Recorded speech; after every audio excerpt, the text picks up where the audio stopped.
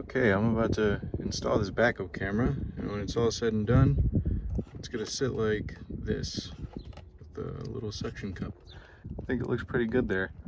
So first thing you want to do is start routing the wire, right? So there's the connector for the camera. It's gonna connect here, and there's a little spot here where you could route it through towards your glove box. Looks like there might have been a cover here at one point, but mine is long gone. Yeah, so open up your glove box and just route the wire through. And then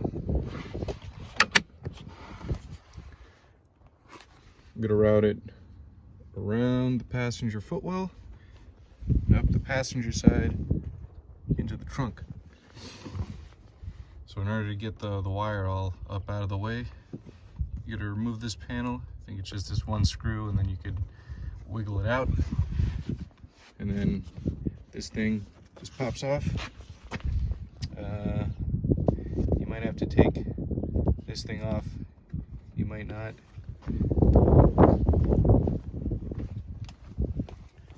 Then you can route it under the carpet. I got these sound system wires here. And I just tuck these wires back behind the seat, and I made a little hole here. I know it's sloppy. There's other ways to do it, but it works for me. Then the camera's just gonna bolt right up to the license plate mounting screws, and it's just gonna sit like that. I got the wire all routed, as you can see. And this thing actually, don't pry up on it. It actually slides in and out. So like, it'll sit like this. You're gonna have to like slide it this way some, because these little clips, they sit inside this rail. Really annoying design. But you got it fed all up through here to the trunk. This may not work for you because I removed my rear speakers. Okay, here's the wire, and then you're gonna take this liner out. It's just held on by these clips. To get them out, just take something thin and push these clips out. You could push them out down, or you can push down on them until they fall out.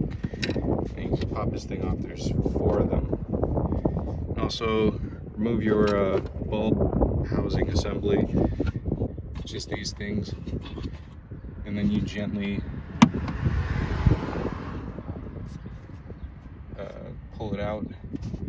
Be careful not to move it horizontally, because you might catch a bulb and break it. I've done that before.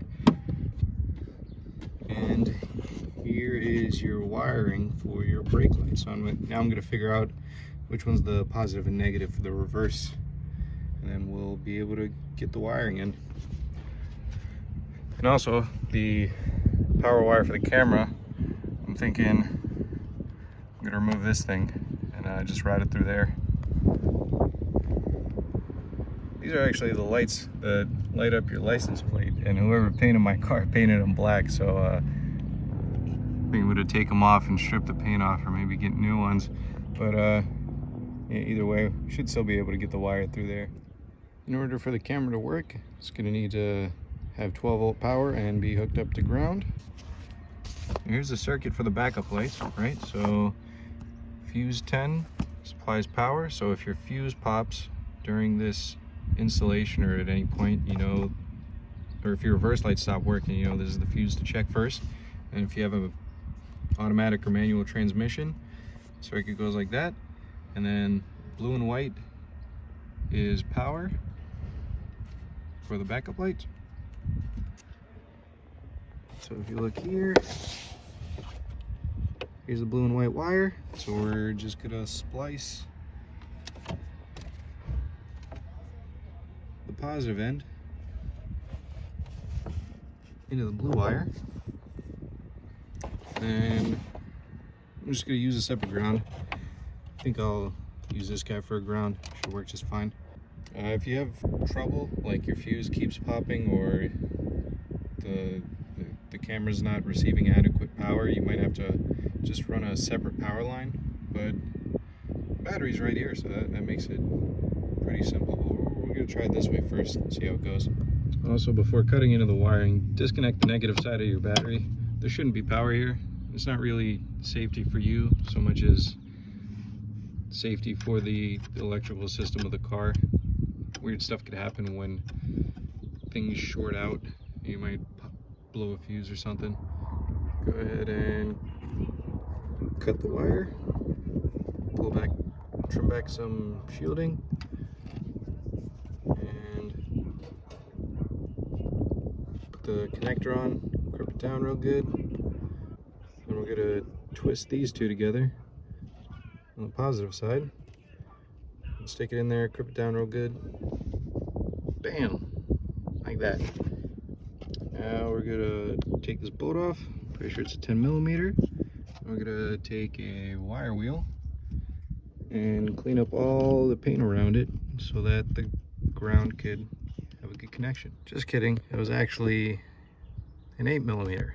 And the wire wheel didn't fit down there, so you'd use a flat tip or some sandpaper or whatever you got and just scrape off the paint around it and then clean it up with some rubbing alcohol, and then you'll be good to attach your ground.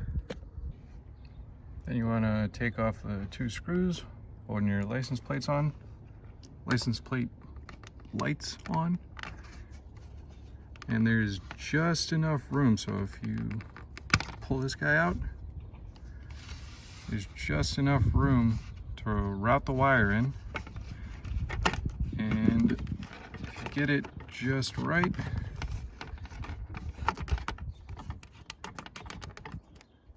you'll be able to close it back up like that. It looks pretty good. And the camera bracket slides right behind the license plate, and I think it works pretty well. I got that wire routed through here all the way around. These little things work well for the hideaway for the extra cabling.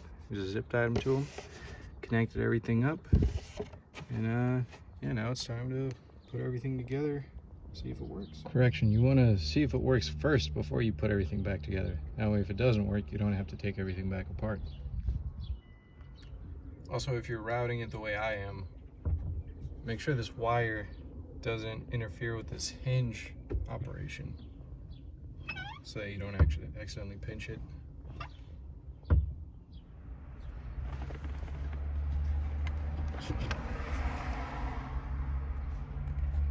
Bam! Look at that. Perfect. Disregard all of this. Don't worry about that. The backup camera works.